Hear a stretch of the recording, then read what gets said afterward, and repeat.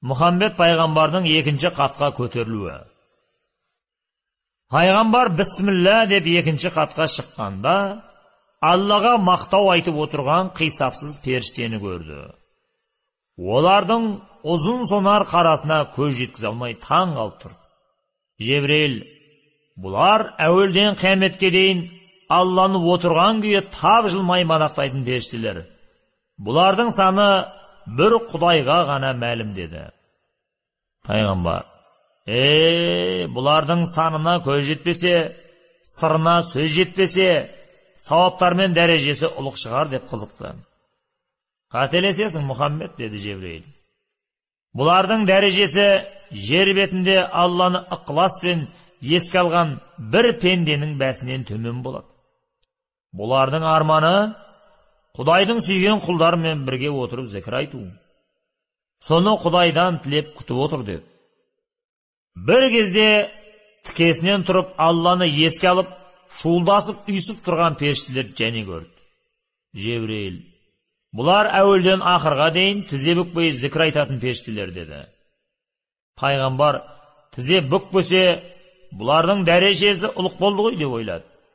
Жебірейіл, олардың дәрежесі сапарда жүрсе де Алланы тілінен тастанбайтын үмбетінің беделінен кем болады деді.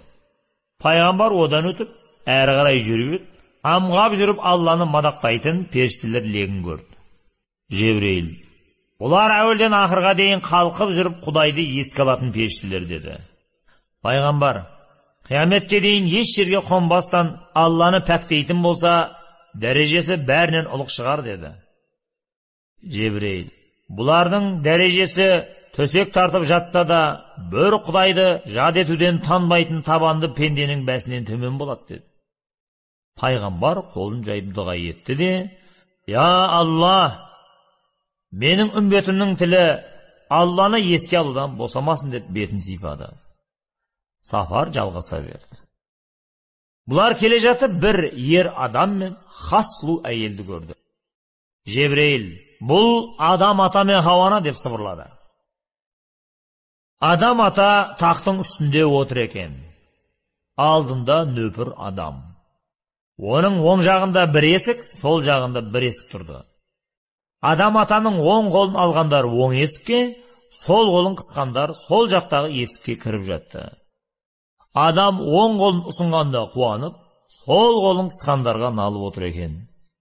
Жебірейіл, Әзірейіл пенденің жанын алса, Адам атаның алдынан өткізеді. Оң жақта тұрған есікке момындар, сол жақтағы есікке залымдар кіреді. Оң есіктен момындардың жәннаттағы жайы көрінеді. Адам ата жәннатқа барғанға шаттанып қуанады. Ал сол жақтағы тамұқтың есігі безбүйрек перзентінің тамұққа түскенін көріп, қайғырып налиды деді. Пайғамбар Хауанаға қарады. Ол ерінің сол жағында тұр екен. Басына ақ жаулық тартыпты. Өте келбетті, һәм көрікті, инабатты келіншек екен. Хауа ана оң аяғының табанын болмашығана көтеріп ет, жарық нұрдың шұғыласы 18.000 ғаламды нұрға көміп жіберді. Бұлбұлдар тамылжыда ән салып, мейірім-шуақ әлемді құшағына орап алды. Бір кезде сол табанын сәл ғана жылжытып ет, астынан ыстық жалын ұрды. Әлгінде ғана орнаған жайма-шуақ бақытты әлем көз алдында балқып жанып кетті. Мұхаммед пайғамбар мұның мәнісін біле алмай тұрып қалды. Жебірейіл, Хауананың оң жақ табанынан шыққан нұр, жәннаттың мейір шуағы, сол жақ табан астынан атқылаған жалын, тозақтың оты. Тозақта, жұмақта анаңның аяғының астында деген осы. Егер әйел баласы иба әдепке берік болып, арын таза сақтаса, айналасын пешке айналдырады. Ал егер бұзылып, ар мен намыстан жұрдай болса, үрім бұтағын тозаққа отын қылады деді. Пайғамбар пырақтан түсіп алдымен Хауанаға, артынан барып Адам атаға сәлем берді. Хауана Мұхаммедтің маңдайынан сүйді. Адам ата маңдайынан иіскеді. Пайғамбар олардың жанында отырып, армансыз сұхбаттасты. Хауа ана пайғамбарға жұмақтың кәусәрін берді. барша адамзат баласы үшін дұға тілеп, Алладан шафағат сұрады. Пайғамбар Адам атаның батасын алып, рұқсат сұрап жолға шықты.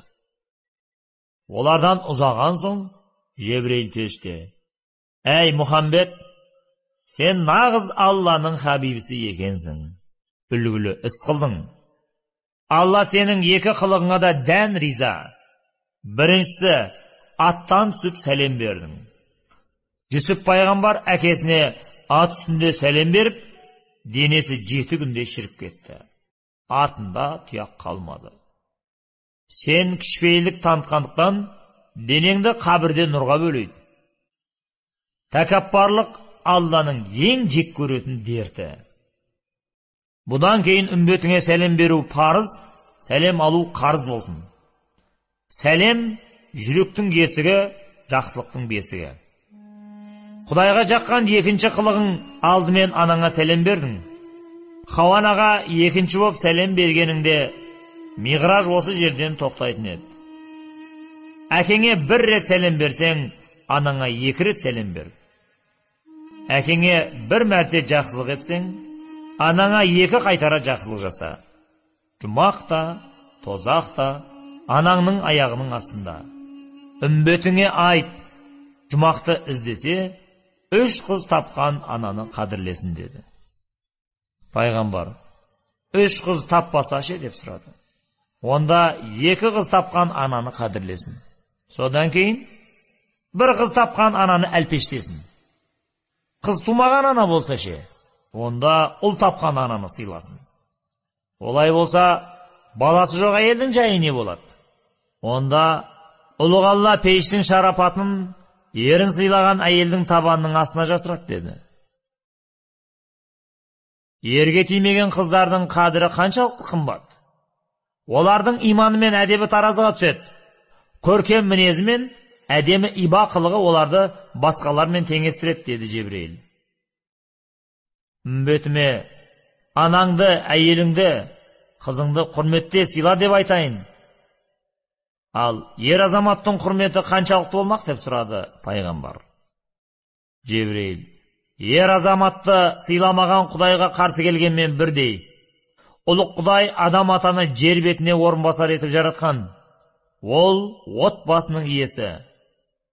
Таразы мизамда да сұрақ алдымен ерден басталады деді періште. Пайғамбар қолын жайып: «Я жасаған ием, менің еркек кіндік үмбеттерімді пасық, жасық, намыссыз, қайратсыз, жігерсіз, қорқақ болудан сақтай көр. Олар ер азамат атануға лайық болсын» деп дұға жасады. Пайғамбар пыраққа мініп ілгері жүрді. Жолда бір топ қауымды көрді. Олар егін салып жүр екен. Егін салса, дақылдары демде көктеп көгереді, артынша сарғайып піседі. Оны орып алады. Тағы да егін салады. Ол да тез пісіп жайқалады. Бірақ әр егіні піскен кезде қайғырып мұңаяды. Пайғамбар мұны көріп, аңтарылып тұрып қалды. Жебірейіл: «Бұлар Тәңірге қылығы жаққан құлдар. Олардың егіні қай кезде де бітік шығады. Жұмаққа кіремін десе де есік ашық. Бірақ бұлар артында қалған ұрпағы үшін егін егіп, соны орып жатыр. Бұлардың егіні ұрпағының несібесі. Құдайдың қалауымен ұрпағының ризығына айналады. Соның шарапатынан артында қалған ұрпағының бірі бай, бірі бағлан болып өмір сүреді. Бірақ кейбір көңілі соқыр ұрпағы келген дәулетті өзім таптым, өзім жейдім деп ойлайды. Соны көргенде ата-бабасы қатты қынжылып қайғырады деді. Пайғамбар пырақтан түсіп, диханшы қауыммен амандасты. Олар да пайғамбарды құрметтеп қарсы алды. Диханшылардан соң пайғамбарға бір топ адам кезікті. Олар мүбаракты көріп алдынан жүгіріп шықты. Пайғамбар сәлем беріп еді. Олар қолдарын ербеңдетіп ымдады. Бәрі қаумалай келіп, мұң-мұқтажын жеткізбек болды. Бірақ қанша сөйлейін десе де, дыбыстары шықпады.